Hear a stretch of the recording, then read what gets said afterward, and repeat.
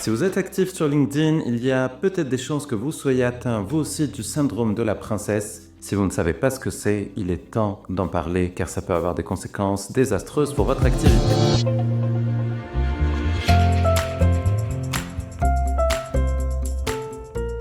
Bien, le teasing est un petit peu dramatique, mais le sujet est crucial. Si vous ne me connaissez pas, moi c'est Nassim. Mon métier c'est d'accompagner les professionnels à avoir plus de visibilité et d'opportunités commerciales grâce à LinkedIn.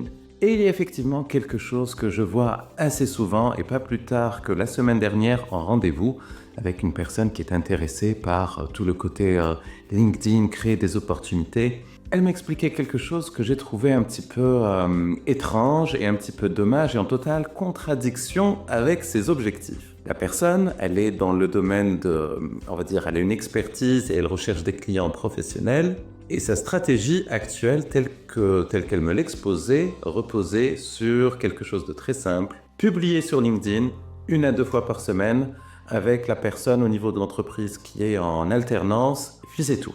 Et elle ne souhaitait pas faire plus. Et il est important de bien décortiquer pourquoi ce qu'elle fait est dangereux, pourquoi est-ce que j'appelle ça le syndrome de la princesse sur LinkedIn. Sa stratégie pour elle, c'est qu'il suffit de publier pour que nos clients préférés, nos clients idéaux viennent vers nous.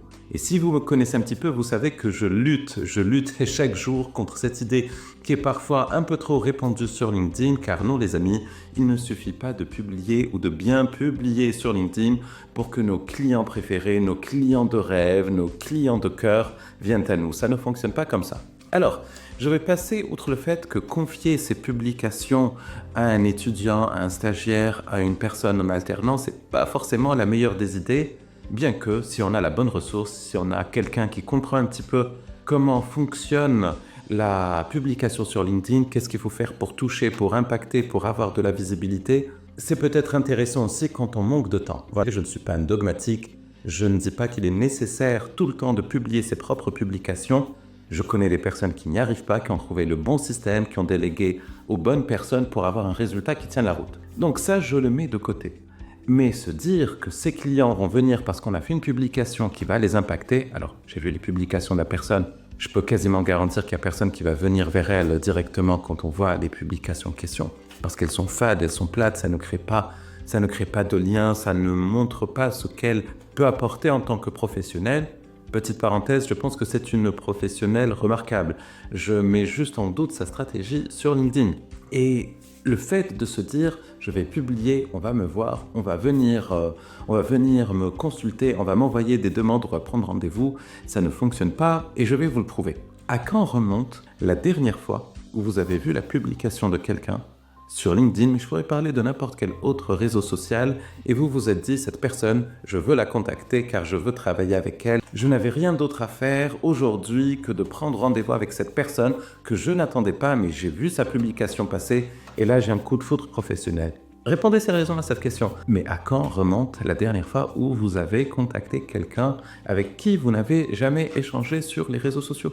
Je crois connaître la réponse. Donc, en appliquant le même principe à la stratégie que vous allez devoir reprendre sur LinkedIn si vous voulez des résultats, vous comprenez tout de suite qu'il y a quelques ingrédients qui manquent et ces ingrédients, je vais vous les donner. Si vous ne vous intéressez pas à ce qui se passe sur votre réseau, si vous n'êtes pas régulier dans votre stratégie de contenu, si votre contenu n'impacte pas et surtout, si vous n'entrez pas en relation avec les personnes de votre réseau pour comprendre s'ils ont des besoins, ça ne fonctionne pas. Et bien entendu que ça demanderait une vidéo entière, voire une formation entière pour trouver ou pour discuter des bonnes techniques qui permettent d'aborder les personnes sur LinkedIn sans les harceler commercialement. Tout le monde en a marre de ces sollicitations commerciales sur LinkedIn.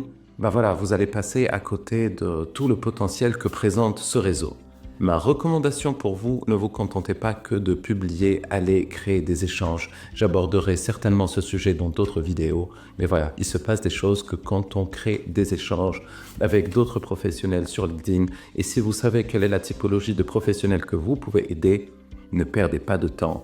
Augmentez votre nombre de relations sur LinkedIn vis-à-vis de cette catégorie de professionnels et allez leur parler. Fin de cette vidéo les amis. Ah oui, Vous n'êtes pas abonné à la chaîne? C'est un scandale absolu. Si le contenu vous a plu, je vous invite à vous inscrire. Il y a sans doute un bouton j'aime, je m'abonne quelque part au bas de cette vidéo. Et surtout, consultez le descriptif de la vidéo. J'ai placé quelques ressources qui vont vous aider à aller plus loin sur LinkedIn et à créer encore plus d'opportunités pour votre activité professionnelle. C'est tout pour moi pour cette vidéo. On se retrouve sur la prochaine.